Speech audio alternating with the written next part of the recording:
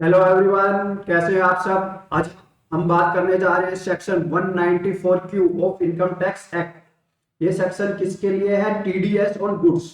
अब buyer goods purchase करता है, चाहे रेवेन्यू नेचर के हैं कैपिटल नेचर के हैं, तो उस पर कितना टीडीएस कटेगा, किस रेट से कटेगा, कब कटेगा, ये सब आज हम बात करने जा रहे हैं। ये सेक्शन कब से इफेक्टिव हुआ है, कब से एप्लीकेबल हुआ है? ये हुआ है 1 जुलाई 2021 से। ये रिसेंटली अभी सेक्शन एप्लीकेबल हुआ है, इफेक्टिव हुआ है 1 जुलाई 2021 से। तो हम बात करते हैं सेक्शन 194 क्यू। 194 क्यू किस पर एप्लीकेबल होगा? इसके लिए एक तो सेलर क्या होना चाहिए? रेजिडेंट होना चाहिए। सेलर क्या होना चाहिए? रेजिडेंट होना चाहिए। बायर टीडीएस कौन डिडक्ट करेगा? बायर टीडीएस डिडक्ट करेगा। बायर क्या हो सकता है? रेजिडेंट भी हो सकता है और नॉन रेजिडेंट भी हो सकता है। बट क्या होना चाहिए? सेलर सेलर का क्या होना चाहिए? रेजिडेंट होना जरूरी है।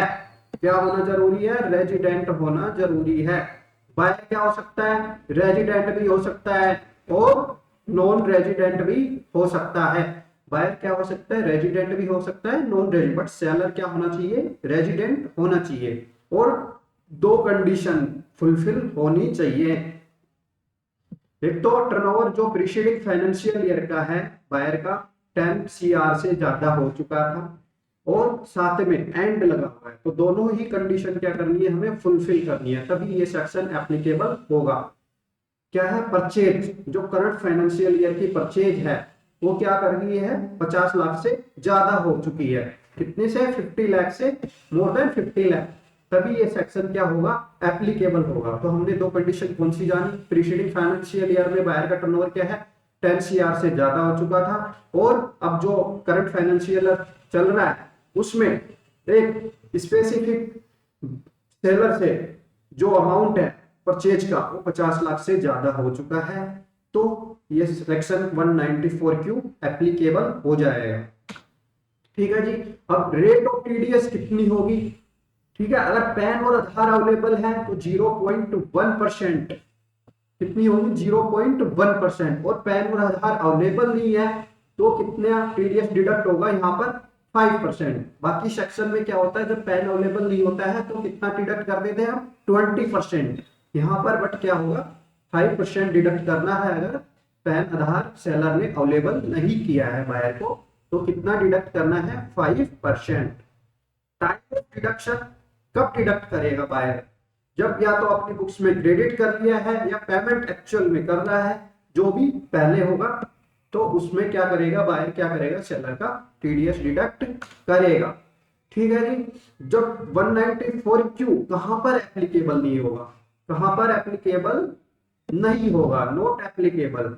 एक तो जहां पर 194 ओ में टीडीएस डिडक्ट हो चुका है, ठीक है, और 200 206 सी 206 सी में क्या हुआ? टीसीएस कलेक्ट कर लिया। तो मतलब जहां पर 194 ओ या 206 सी एप्लीकेबल हो चुका है ऑलरेडी, वहां पर हम 194 क्यू एप्लीकेबल नहीं करेंगे।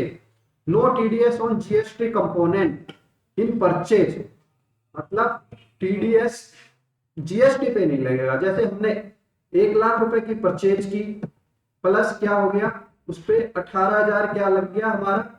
जीएसटी 18% मान लेते हैं हम, तो क्या हो गया? 1,18,000 हो गया।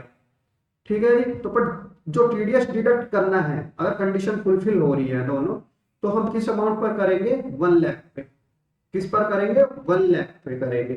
परचेज यहां पर दोनों कवर होगी, चाहे कैपिटल गुड्स है या रेवेन्यू नेचर की है, तो दोनों पर ही हमें टीडीएस डिडक्ट करना है। ठीक है जी। ये एप्लीकेबल नहीं होगा अगर एक ही कंपनी है, उसकी दो ब्रांचेज है, उसमें आप ट्रांसफर कर रहे हैं एक ब्रांच से दूसरी ब्रांच में, तो ये सेक्शन एप्लीकेबल नहीं होगा। और नॉन रेजिडेंट है तो ये एप्लीकेबल ही नहीं होगा। सेलर हमने पहले ही बात की कि ओनली सेलर का क्या होना चाहिए? रेजिडेंट। बायर चलेगा, रेजिडेंट है, नॉन रेजिडेंट है, वो चलेगा। ठीक है जी। एप्लीकेबल होगा ये ऑल टाइप ऑफ एसएससीज। मतलब इंडिविजुअल है, एचयूएफ का फर्म है, कंपनी है, एओपी वीवाई, सभी पर ये सेक्शन एप्लीकेबल हो जाएगा।